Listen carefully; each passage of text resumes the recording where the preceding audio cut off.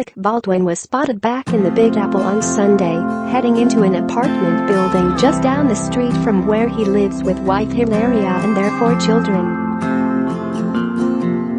The actor, 60, was seen getting out of a car looking freshly showered and in a new pair of clothes after wearing the same outfit for 3 straight days. He carried a cup of coffee in his hand while making his way to the door and entered the building using his own set of keys. He does not own an apartment in the building, but there are 2 units for sale. Baldwin was not accompanied by his wife, 34, or their children.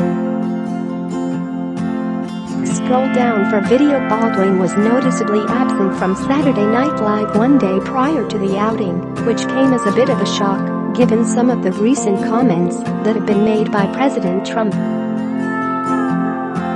The show instead made a passing reference to the actor in the wake of his arrest at the end of the cold open, which was modeled after an episode of Laura Ingraham's Fox News How. When we come back, an update from disgraced former actor Alec Baldwin, seen here molesting a Boy Scout, said Ingraham, portrayed by Kate McKinnon. When the molesting a Boy Scout comment was made, a photo of Baldwin with Adam Sandler in the SNL skit Canteen Boy flashed on screen, in which Baldwin did in fact portray a man who seemed to have an inappropriate relationship with a young scout. Baldwin will also be appearing on ABC on Sunday night with a new episode of his program The Alec Baldwin Show. Neither network has issued a statement about Baldwin's arrest. Share this article.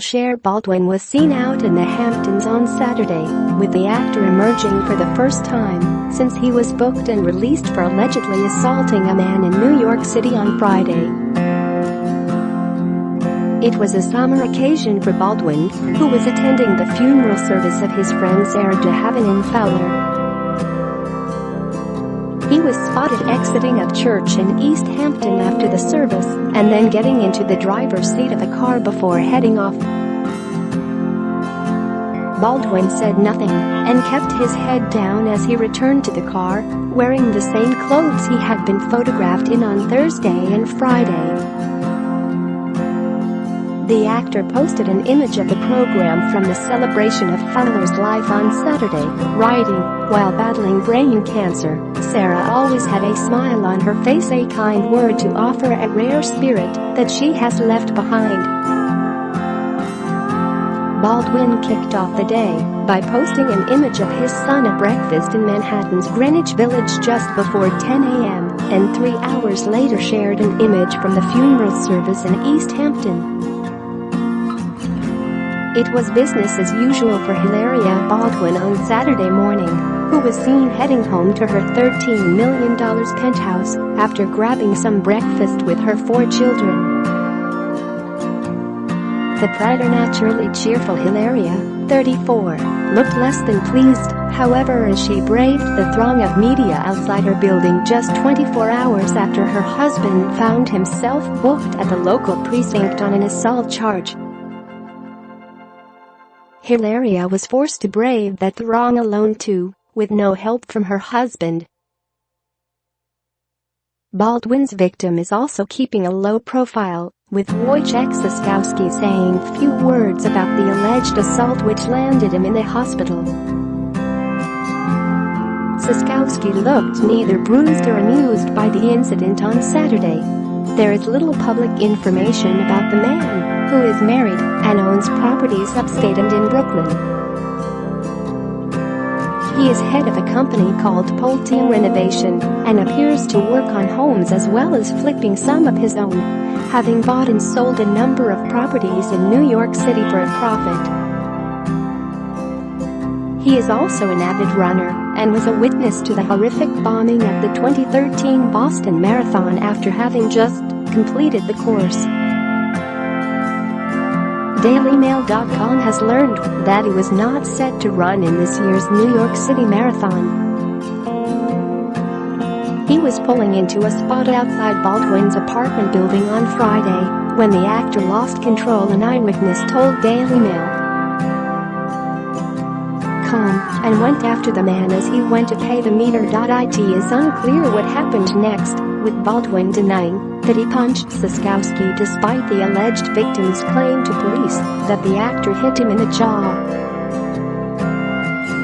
Baldwin's defense did not hold up on the scene, however, and he was taken to the nearby 6th Precinct, where he was booked for assault.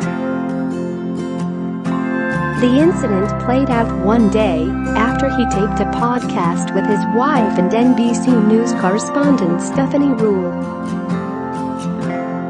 An image of the three was posted to Instagram on Thursday by Rule's assistant, with Baldwin clearly wearing the same shirt he had on during the fight.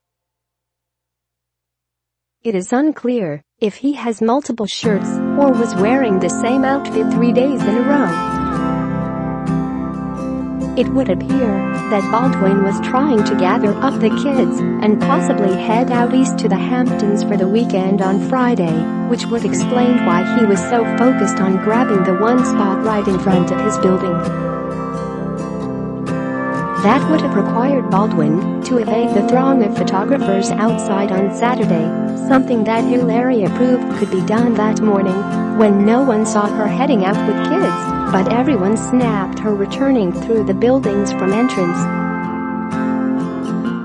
Baldwin has yet to suffer any professional fallout from this latest incident of road rage, with his employers at both NBC and ABC both staying quiet after the actor's latest arrest.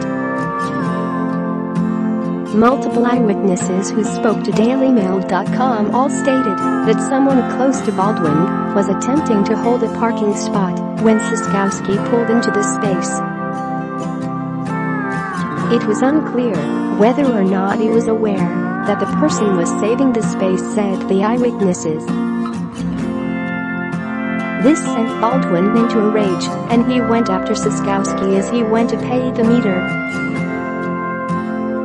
The eyewitnesses were both clear that Baldwin got physical first, and that soon after both men were shoving one another. When police arrived on the scene in response to a 911 call, Baldwin said he had not hit Siskowski, while the alleged victim told a much different story. Siskowski claimed that he had been hit in the jaw by Baldwin and was taken to Lenox Hill before being released on Friday night. Baldwin, who has had a number of physical and verbal altercations on the streets of New York in the past, later posted about the incident on social media. Normally, I would not comment on something as egregiously misstated as today's story. However, the assertion that I punched anyone over a parking spot is false, wrote Baldwin on the charitable page of his foundation with wife Hilaria.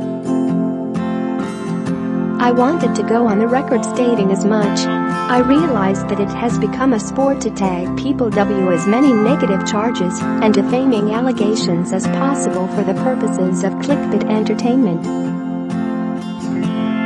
He then added, fortunately, no matter how reverberating the echoes, it doesn't make the statements true. Baldwin has gotten physical with members of the media and law enforcement a number of times in the past.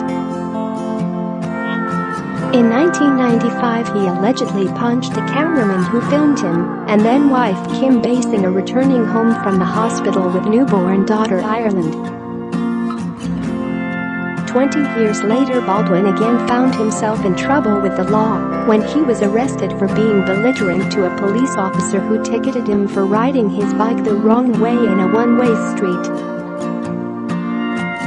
Baldwin did not have identification on him at the time. In 2011, he found himself kicked off an American Airlines plane for slamming a bathroom door after being repeatedly told he needed to stop playing Word with friends while the flight was preparing for takeoff. And in 2013, he was suspended for 2 weeks by MSNBC for an incident in which he called a New York Post photographer a CSEFD, with the network then deciding to cancel his show Up Late with Alec Baldwin. That same year he also told then-Post reporter Tara Palmieri, "I hope you choke to death," and lashed out at Mail Online report George Stark when he wrote about the content Hilaria posted around the time of James Gandolfini's funeral. "I want all of my followers and beyond to straighten out this effing little b George Stark," wrote Baldwin. "I'm gonna find you, George Stark, you toxic little queen, and I'm gonna F you up